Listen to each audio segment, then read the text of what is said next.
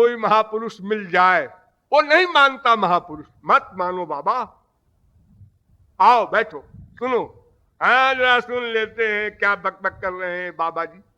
चलो हम भी बैठ जाते हैं भाई, बैठे। हाँ बात तो बड़े सेंस की कहते हैं, कल फिर चलेंगे।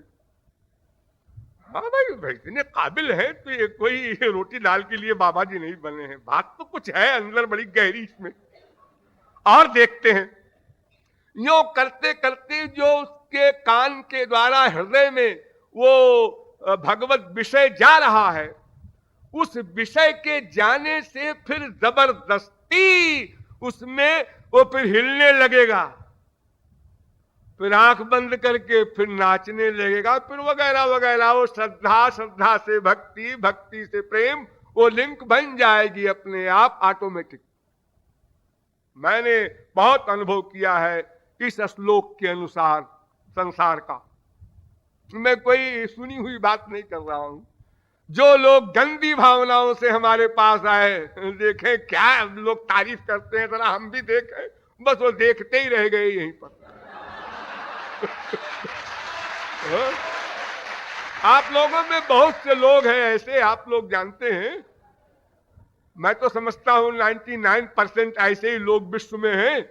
ये तो कोई कोई योग भ्रष्ट संस्कारी ऐसा होता है कि वो दूर से ही विभोर हो करके आवे, श्रद्धा युक्त हो करके, अन्यथा तो सब बात सत्संग करने पर, सुनने पर, समझने पर फिर श्रद्धा विश्वास ये सब धीरे धीरे जमता है, इसके परसेंटेज बढ़ते हैं।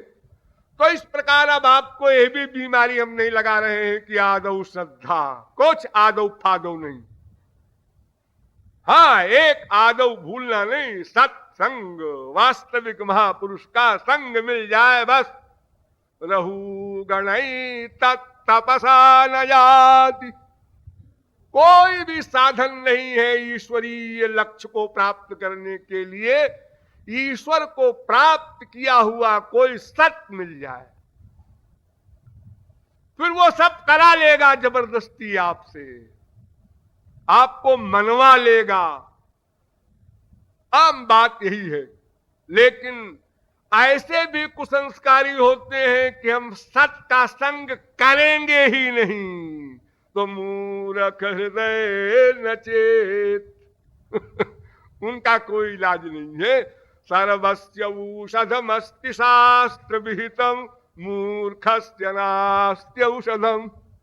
अरे भाई जब तुमने तय कर लिया कि हमको वो विषय ही नहीं सुनना है, तो फिर अब उस विषय में कैसे कोई आगे बढ़ेगा। लेकिन हाँ ये जरूर है कि अगर सत्संग में आता रहे कोई, तो कैसा ही व्यक्ति हो, मैंने तो अपने अनुभव से देखा है, देर सबेर का अंतर अवश्य है। जैसे एक चुंबक बीच में रख दिया जाए, चारों ओर एक डिस्टेंस पर सुइयां रख दी जाए, तो जो प्योर लोहे की होगी तुरंत खिंच जाएगी, जिसमें जितने परसेंट मिलावट होगी वो उतनी देर में खिंचेगी खिंचेगी। ऐसा नहीं है कि कोई खिंचे ही ना। हाँ जिसमें लोहा ही नहीं है, न मलिन चेता सुपदेश प्ररोहो जगत, जिसको शास्त्र वेद और भगवान से चिढ़ है, इतना कुसंस्कारी है, उसके विषय में तो न भगवान कुछ कह सकता है न संत, कोई चैलेंज नहीं कर सकता। वो तो सब दूर से नमस्कार करते हैं ऐसे लोगों को। लेकिन अगर वो आता रहे, वो चमन में यूं ही गर आते रहे, हर कली को दिल बनाया जाएगा। आते रहे वो सत्संग सुनते रहें, फिर तो ऐसा है ही नहीं। अरे भाई अंतःकरण सबके है, बुद्धि सबके है, दुखी सब है, प्यासा सब है, अशांत सब है, आनंद सब चाहते हैं, फिर कोई क्यों नहीं स्वीकार करेगा। सामान सही सही देने वाला मिल जाए तो। अब ऐसे कोई समझाने वाला हो खाली कि देखो पुस्तक में लिखा है, मान लो और ऐसा कर लो, ऐसा हो जाएगा, इतना जप कर लिया करो, इतना पाठ कर लिया करो, तो सोचता है लॉजिक से कि भाई ये क्या है, तो कोई बात जमी नहीं हमको। कुछ दिन किया भी तो फिर छोड़ दिया, अरे सब बकवास है जी। तो वास्तविक गुरु नहीं मिला उसको, तत्व ज्ञान सही नहीं मिल सका उसको, इसलिए बेचारा वो बीच में ही मारा गया।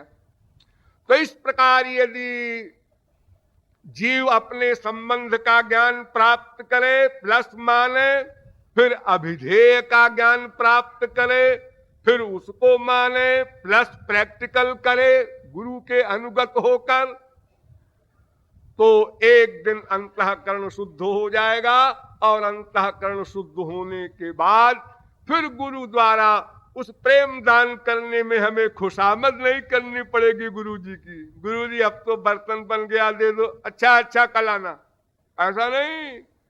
अरे गुरु तो तैयार बैठा है देने के लिए।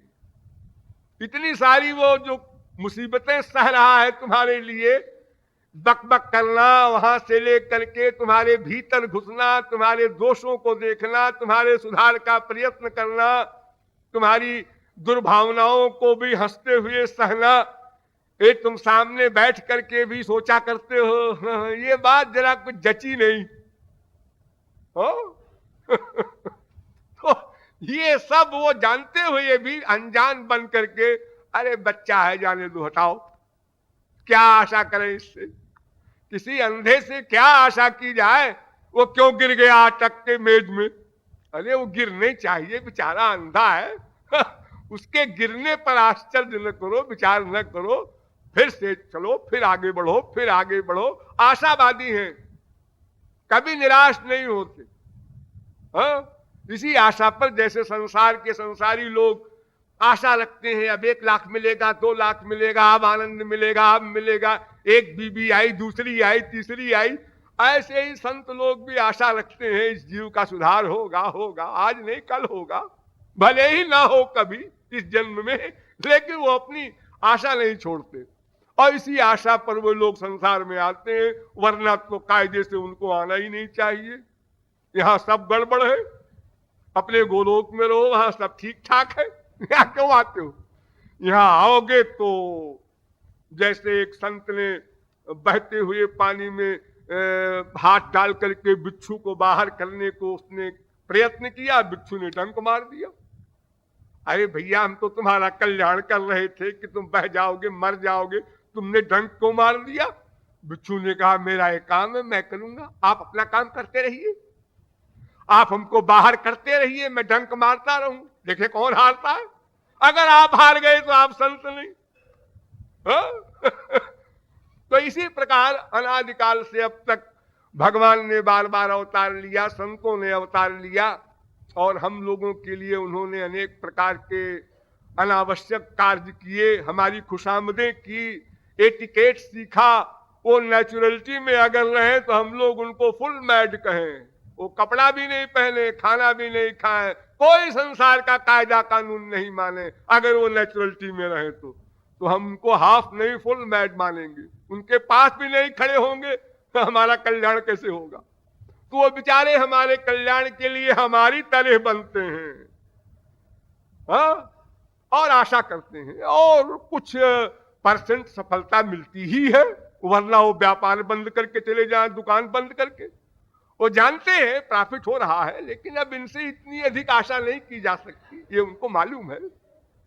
तो आप लोग प्रयत्न करें, और अधिक से अधिक प्रयत्न करें, तो एक दिन वो जो प्रयोजन है, लक्ष्य है अंतिम, वो प्राप्त हो जाएगा और आप कृतार्थ हो जाएंगे। शेष फिर कभी